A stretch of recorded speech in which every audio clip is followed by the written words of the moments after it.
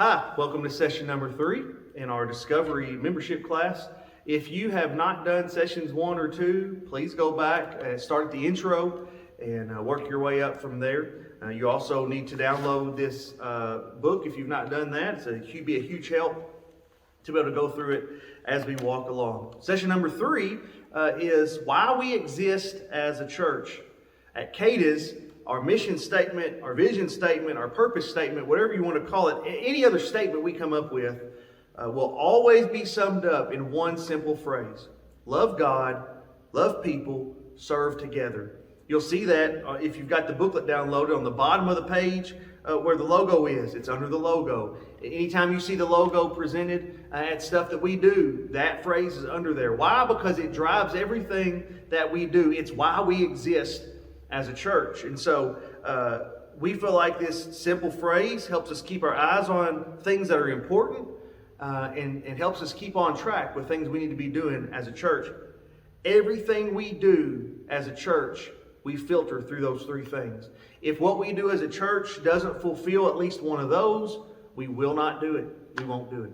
So again, watch for that. We don't talk about it a lot. I'll say it sometimes, but you see it on the logo. You see it on things we do. And I promise you, everything we do as a church filters through those 3 simple statements. The first one is love God. We get that from when Jesus said that the greatest commandment in Matthew 22 is love the Lord your God with all your heart, with all your soul, with all your mind. And then if you go down to Luke chapter 10, verse 27, he adds with all your strength. So loving the Lord your God with all those things, what's that look like? What does it mean to love God? Well, with all your heart, loving God with all your heart, that's the center of your emotions. Those are your desires, your affections. When you have an affection for somebody, you love them with your heart, it's an emotional love. We love God because of what we know about God, right? He sent His Son. Jesus died for us. He rose again. Through Him we have salvation. That ought to make you love somebody, right? When they've done that for you. So we love God with all of our heart. We also love Him with all of our soul. Your soul is your being, or it's your uniqueness. It's how God created you. It's the things that make you, you. Love God with every bit of that. Loving God with all your soul means you love God while being who He created you to be. Don't try to be somebody else and think that that's going to look like you love God more. Be who you are. Be who God's created you to be, and love God that way. That's loving God with all your soul. Loving God with all your strength, that's your drive or your will. That's loving God with everything that you have. Not just that you love Him, but you have a drive to love Him. You have a will to love God. And again, it goes back to what we know about Him, but that's loving God with all your strength. And then loving Him with all your mind. Your mind is just the center of your intellect. That means that we study, we ask questions, we know why we love God. It's not just a love because of what we know about Him, sending His Son, Jesus coming and dying, those things we talked about earlier. But loving Him with all your mind is that you've studied Scripture, you've looked deep into it, you've asked the hard questions, and you're like, you know what? That's somebody I love because I know it in my head. It's not, being in the heart is important, but also being in the head is important as well. Loving God with everything that you know. Don't check your brain at the door, in other words, whenever it comes to Jesus. Study, know He will prove to you both emotionally and intellectually that He is somebody to be loved. What about loving people? Well, in Matthew 22:39, the second part of that greatest commandment is that we love our neighbor as ourselves. And loving our neighbor is a command. He says we ought to do that. It's the second greatest command that Jesus gave us. And loving your neighbor as yourself, loving people, not easy. It might be a command, but it's not an easy command. So how do we do it? If it's a command and it's not easy, how do we love people? Well, we love people by following the example of Jesus. Look at what Jesus did. Listen to the teachings that Jesus gave. That's how we follow Jesus. Some of the examples, some of the teachings He gave, you see on page 15. You meet the needs of people. By meeting the needs of people, you're showing people that you have a love for them. You're following in the example and in the teachings of Jesus. Another way you can love people, even though it's hard, is that you can depend on God's power and not your power. You couldn't do it. At some point, people are going to get on your nerves. At some point, it's going to be hard to love people, and you're just going to be like, you know what, I'm done. But when we love people under God's power, He gives us the power to love people, even when we wouldn't normally have that power. Decide that God's way is the best way. When you see a teaching of Jesus, when you see the example of Jesus, just know that that's the best way. If you're going to love people, Jesus' way is the best way. And then the last way that we can love people is that we know that loving people is a blessing to them, but also that's going to be a blessing to us. Whenever you love other people, when you serve other people, it's going to bless them, but man, you're going to get a blessing as well. And we see that in the example and in the teachings of Jesus too. So we love God, we love people, and we serve together. Mark 10:45, Jesus said this, "For even the Son of Man," which is Jesus, "did not come to be served, but to serve, and to give His life as a ransom for many." Galatians 5:13, Paul tells us this, "For you were called to be free, brothers. Only don't use this freedom as an opportunity for the flesh, but serve one another through love."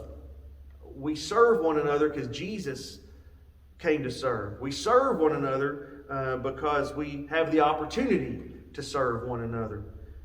When we serve one another through a Jesus-centered view of serving, that means we serve them selflessly. We serve them with a serving kind of love.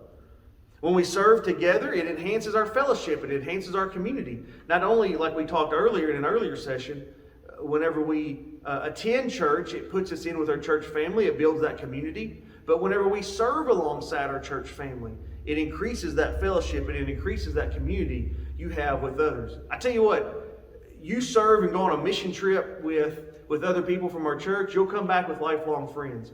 You serve at an outreach activity that we do here at the church, out in our own community, you'll come back knowing some of our church people better than what you left. So when we serve, it enhances that fellowship. It enhances that community. And then serving should be a natural response of any Christian. If we're looking to be like Jesus in what we do as a Christian, then serving, since Jesus came to serve, not to be served, our serving ought to be a natural response of a growing Christian.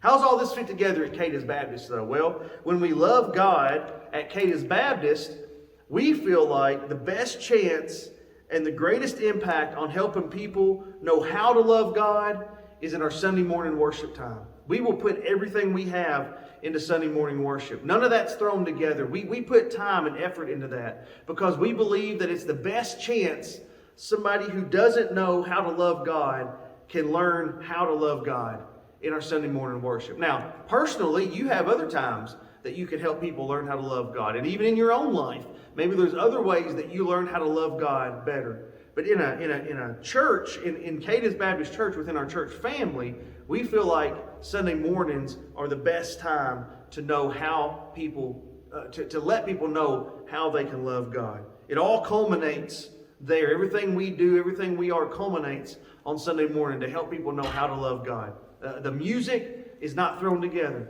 The sermon is not thrown together. The prayers are not thrown together. Nothing is thrown together. We take this serious on Sunday morning because we know that's where people can come to know God and love God better. When we talk about loving people, we believe that you learn to love people better when you're around people.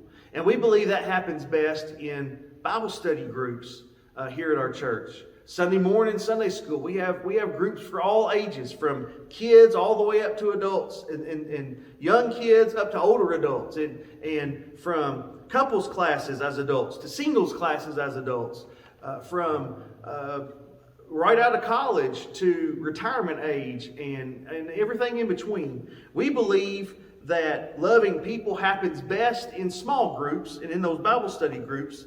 So fellowship, Bible study, knowing how to meet needs of others, knowing how to pray for each other, all that happens in small groups. We expect all members at Cadiz Baptist to be involved in at least one small group a week. And again, not for our benefit, but for the benefit of you, learning how to love people, building those relationships, doing those things that help us in that command to love our neighbor as ourselves. And then serving together. We believe that serving together is, again, the next step of a growing Christian. We believe they ought to serve. Service happens anywhere that it needs to happen. It can be anything from keeping the nursery to going on mission trips to being on a ministry team. Any of those things can happen. And we expect members of Cadiz Baptist Church to be involved in at least one form of service through the church. And it can be any of those things. And a lot of our members are a part of multiple areas of service.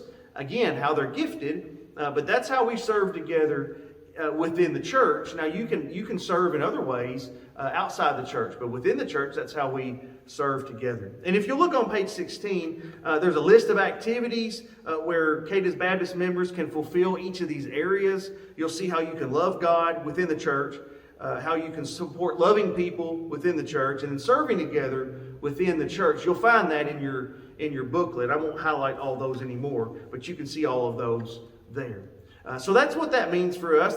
That's why we exist as a church, to love God, to love people, and to serve together as a church. You'll do that on your own, but we also do that as a church family. If there's any questions you have about any of this, any questions you have about serving, you please get with me, ask those questions. If you would love to serve somewhere, please let us know, and we'll plug you into that as fast as we can. We love to help people serve here in the church. So any of those things we can help you with, any questions, let us know.